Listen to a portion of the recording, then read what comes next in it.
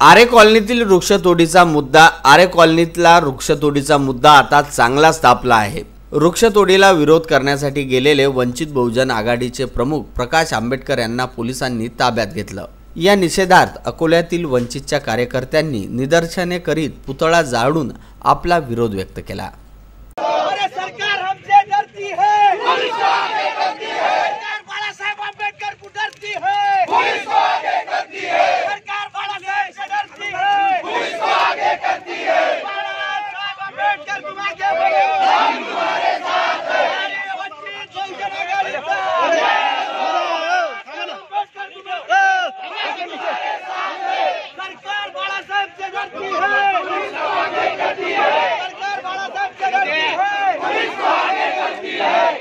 जर सरकार आपली मनमानी आणि दडपशाही थांबवणार नसेल, बाळासाहेबांना तात्काळ सोडणार नसतील तर पूर्ण जिल्हा आम्ही बंद पाडणार आहोत आणि त्याच्या निषेधार्थ सगळे कार्यकर्ते रस्त्यावर उतरलेले आहेत।